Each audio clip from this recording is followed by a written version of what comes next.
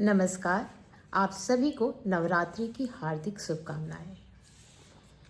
ईश्वर करे कि माँ दुर्गा की अनुकंपा आपके जीवन में बनी रहे। मैं अंजू रंजन सिद्धिप्रिया एस्ट्रोलॉजी में आप सभी का स्वागत करती हूँ और आज जिस टॉपिक को हम डिस्कस करेंगे वह है how to check rich spouse from your own horoscope. ऐसे क्या योग बनते हैं जो हमें बताते हैं कि मेरी शादी काफ़ी धनी घर में होगी या मेरी शादी के बाद मेरे स्पाउस के घर में काफ़ी चेंजेस आएंगे, फाइनेंशियल कंडीशन उनकी काफ़ी अच्छी हो जाएगी, जिससे कि मेरा जीवन भी काफ़ी चेंज होगा और अच्छे के लिए चेंज होगा।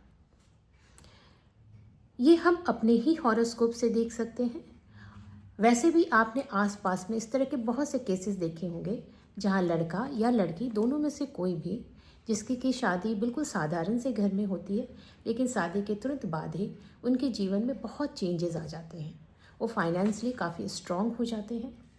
तो ऐसे वो क्या योग हैं और उन्हें हमें किस तरह से अपने हॉरोस्कोप में देखना है, हम इसी पर चर्चा करेंगे। इन दोनों केसेस में, लड़का हो या लड़की हो, इन दोनों केसेस में जो कुछ हाउसेस हैं वो फिक्स हैं। अगर हम लड़के की बात करें या लड़की की बात करें तो दोनों के लिए हाउसेस फिक्स हैं, केवल प्लैनेट्स चेंज हो जाते हैं। तो जो हाउसेस इम्पॉर्टेंट है इसको देखने के लिए वो हैं 2nd house, 7th house, 5th house, 9th house और 11th हाउस। 2nd हाउस और 11th हाउस हमारा धन का भाव है, इसलिए हमें यह देखना जरूरी है कि धन से हमारे 7th हाउस का कनेक्शन कहीं भी इन धन भाव से हो रहा है या नहीं हो रहा है। 5th हाउस और 9th हाउस हमारे भाग्य और पूर्व जन्म के कर्मों का हाउस होता है। तो ये हमें इस हाउस से हमें अपने पास्ट लाइफ का कितना सपोर्ट है वो देखने को मिलेगा, और इसलिए ये हाउसेस हमारे इम्पॉर्टेंट हैं। मोस्ट इन मेनी टाइम्स, बहुत सारे बार में आप देखेंगे कि हमें 10th हाउस को भी कंसिडर करना चाहिए, क्योंकि 10th हाउस हमारी जीविका का घर भी है। हम किस तरह से अपनी जीविका चलाते हैं, हम क्या काम करते हैं जिससे हमारा घर चलता है, अगर वो देखना है तो हमें 10th हाउस को देखना चाहिए। इसलिए ये हाउसेस बहुत इम्पॉर्टेंट है। अब हमारी बात है कि जो प्लैनेट, जब हम बात लड़कों की करेंगे तो लड़कों के लिए जो उसके लाइफ पार्टनर का प्लैनेट होता है वह होता है वीनस। लड़कों के केस में वीनस उसकी पत्नी का कारक प्लैनेट है, इसलिए हमें देखना चाहिए कि वीनस कितना स्ट्रेंथ है। वीनस को किसी भी बॉय के चार्ट पे अगर आपको देखना है कि मैरिड लाइफ कैसी है तो हमें सबसे पहले यह देखना चाहिए कि वीनस का स्ट्रेंथ कैसा है। अगर वीनस एग्जॉल्टेड है या फ्रेंड के साइन में है या वीनस को पर किसी अच्छे प्लैनेट का एस्पेक्ट है तो डेफिनेटली एक बहुत ही अच्छा पोजीशन है, कॉम्बिनेशन है, जिससे कि जो यह बताता है कि जब शादी होगी तो आपके जीवन में आपका जो लाइफ पार्टनर है काफ़ी अच्छे चेंजेस लेकर आएगा। जब लड़कियों की बात होगी तो लड़की के हॉरोस्कोप में जुपिटर उसके पति का कारक प्लैनेट होता है, इसलिए हमें जुपिटर को देखना चाहिए। जुपिटर की पोजीशन क्या है, जुपिटर किस भाव में बैठा है, एग्जॉल्टेड है, डेबिलिटेशन में है, इन सभी चीज़ों को हमें कंसिडर करना चाहिए। इसके साथ ही साथ हमें मार्स को भी देखना चाहिए, क्योंकि मार्स मांगल्य का कारक प्लैनेट है। तो ये हमारे इम्पॉर्टेंट प्लैनेट हो गए और ये हमारे इम्पॉर्टेंट हाउसेस हो गए। अब हमें देखना कैसे है, अब कभी भी जब हॉरोस्कोप आप खोलेंगे तो सबसे पहले आप यह देखें कि 7th हाउस में कौन सी राशि है और वहाँ पर कौन सा प्लैनेट बैठा है। अगर 7th हाउस की राशि का स्वामी अगर 11th हाउस में बैठा है तो ये 7 और 11 का कॉम्बिनेशन है, और एक बहुत अच्छा कॉम्बिनेशन है जो बताता है कि शादी के बाद आपके जीवन में तरक्की होगी, एटलीस्ट फाइनेंशियल स्टेबिलिटी बढ़ जाएगी, फाइनेंस के सोर्सेज बढ़ जाएंगे। या जैसे ही शादी होती है, बॉयज़ के केस में अगर सपोज़ कि 7th हाउस में आपका कोई वीनस का साइन है, टॉरस या लिब्रा, और वीनस आपके 11th हाउस में बैठा है, तो एक अच्छा कॉम्बिनेशन है। जब शादी होगी उसके बाद आपका वीनस एक्टिवेट हो जाएगा और आपको धन की स्थिति अच्छी हो जाएगी। आपका जो लाइफ पार्टनर होगा उसके आने के बाद आपके जीवन में अच्छा धन आएगा। जब लड़कियों का हमें देखना है तो हमें देखेंगे कि जुपिटर का संबंध अगर 11th हाउस से बन रहा हो, 2nd हाउस से बन रहा हो, तो भी एक बहुत अच्छा कॉम्बिनेशन है। फॉर एग्ज़ाम्पल मैं यहाँ पर लड़कियों के हॉरोस्कोप के लिए एक आपको एग्जाम्पल देती हूँ कि सपोज़ कि किसी का एक्वेरियस असेंडेंट, किसी लड़की का एक्वेरियस असेंडेंट का हॉरोस्कोप है और जुपिटर 7th हाउस में बैठा है। एक्वेरियस असेंडेंट में देखेंगे कि उसके 2nd हाउस में पाइसेस साइन आएगा जो जुपिटर का ही साइन है, और उसके 11वें घर में सैजिटेरियस साइन आएगा जो जुपिटर का ही साइन है। और यहाँ से 7th हाउस में बैठा हुआ जुपिटर अपने 5th आस्पेक्ट से 11th हाउस को आस्पेक्ट भी करेगा। तो ये बहुत अच्छा एक स्ट्रॉन्ग कॉम्बिनेशन है जो ये बताता है कि जैसे ही शादी होगी तो आपके जीवन में जो भी पार्टनर आएगा उसको आपसे बहुत फ़ायदा होगा। आपके आते ही उसके जीवन में काफ़ी पॉजिटिविटी आएगी, फाइनेंशियल अपलिफ्टमेंट होगा। ये चीज़ें आपको देखने को मिलेंगी। सेकंड रूल है, तो ये हो गया आपका 7th हाउस और 11th हाउस का कनेक्शन, साथ ही साथ ये धन भाव के साथ कनेक्शन। अगर आपका जुपिटर 5th हाउस में बैठा हो या आपका वीनस 5th हाउस में बैठा हो, अगर ये एग्जॉल्टेशन में बैठा है तो ये भी एक बहुत अच्छा पोजीशन है। और ये भी बताता है कि आपके जब शादी होगी तो उस समय आपके भाग्य का सपोर्ट आपको मिलेगा। दूसरा एक और कॉम्बिनेशन हमें अपने हॉरोस्कोप में देखना चाहिए। अगर आप बॉय हैं तो आप अपने हॉरोस्कोप में यह देखें कि वीनस से कितने हाउस आगे जुपिटर बैठा है।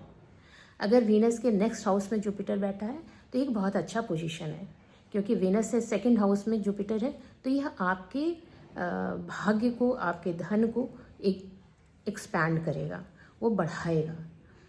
अगर 3rd हाउस में वीनस से 3rd हाउस में जुपिटर बैठा है तो ये पोजीशन फिर उतनी अच्छी नहीं है, क्योंकि 3rd हाउस हमारे संघर्ष का हाउस होता है। फॉर एग्जांपल यहाँ पर आप कंसिडर कर लीजिए कि 1st हाउस में आपका अगर वीनस बैठा है और 2nd हाउस में जुपिटर बैठा है, तो 2nd हाउस हमारे धन का ही भाव होता है। तो यहाँ पर बैठा हुआ जुपिटर आपके धन को बढ़ा देगा। लेकिन अगर यहीं पर जुपिटर अगर 3rd हाउस में चला जाता है तो 3rd हाउस में आया हुआ जुपिटर आपको स्ट्रगल देता है, आपको एफर्ट ज़्यादा करना पड़ेगा।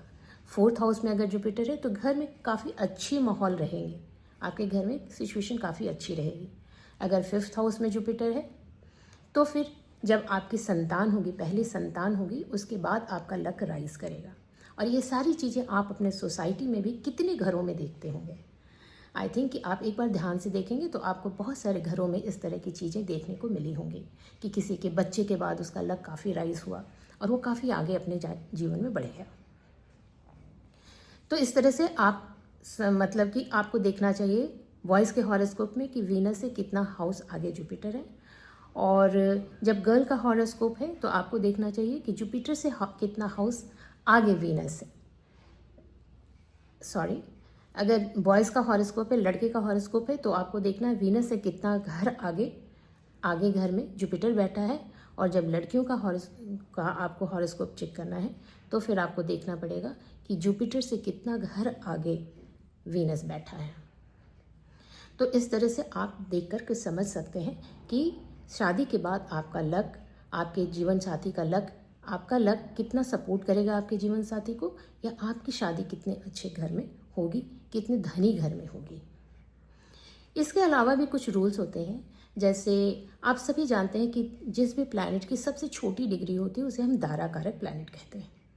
अब अगर दारा कारक प्लैनेट और आमत्य कारक प्लैनेट किसी एक ही हाउस में बैठे हों, और स्पेशली वो 2nd हाउस में, 7th हाउस में, या 11th हाउस में, 5th हाउस में, 9th हाउस में बैठे हों, तो ये बहुत स्ट्रॉन्ग पोजीशन है, क्योंकि दारा कारक और आमत्य कारक एक साथ बैठे हैं और इन हाउसेस में बैठे हैं, और स्पेशली अगर एक्सॉल्टेशन में बैठे हो तो फिर ये आपको एक इमेंस वेल्थ क्रिएट करने की क्षमता देते हैं।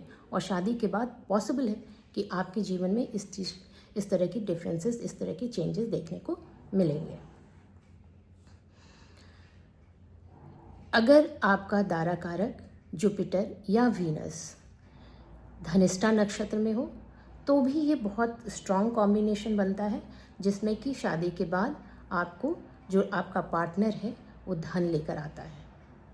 अगर जुपिटर है तो आपकी शादी, आपका जिस घर में शादी होगी वो काफ़ी धनी घर होगा। अगर वीनस आपके धनिष्ठा नक्षत्र में है तो डेफिनेटली आपका जो लाइफ पार्टनर होगा वो आने के बाद आपके जीवन में काफ़ी धन आएगा। ये सिंपल से रूल्स हैं, आप अपने भी हॉरोस्कोप में लगा कर देखें। यह तो संभव नहीं कि मैं सारे रूल्स आपको यहाँ पर एक्सप्लेन कर सकूं, लेकिन ये बहुत ही बेसिक रूल हैं। अगर इनमें से कोई भी रूल आपके भी हॉरोस्कोप में लग रहा है तो डेफिनेटली आपकी शादी काफ़ी अच्छे घर में होगी या शादी के बाद आपका लक राइज करेगा। जिनमें से कुछ लोगों ऐसे भी होंगे हमारे व्यूअर्स जिनकी शादी हो चुकी है और उसके बाद देख रहे हैं, और किस इस तरह के योग भी बने होंगे। तो इस तरह के योग बने हैं और उसके बाद आपका शादी के बाद अगर आपका लक राइज हुआ है तो आप डेफिनेटली प्लीज़ आप अपने व्यूज़ को कमेंट में शेयर कीजिए, और इससे दूसरी जो व्यूअर्स हैं उनको भी समझ आता है और इस बात पर विश्वास भी बढ़ता है कि जो बोला जा रहा है वो बहुत हद तक सही है। अगर आपकी शादी की एज है और आप यह जानना चाहते हैं कि क्या आपकी शादी किस तरह के घर में होगी या फिर शादी के बाद आपका जीवन किस तरह का रहेगा, तो आप चाहें तो हमसे कांटेक्ट कर सकते हैं। मेरा नंबर यहाँ दिया गया है, आप मुझे ईमेल कर सकते हैं या व्हाट्सएप भी कर सकते हैं। तो अब हम मिलते हैं अपने एक नए वीडियो के साथ जहाँ हम कुछ और बात करेंगे और किसी और टॉपिक पर डिस्कस करेंगे। तब तक के लिए थैंक यू।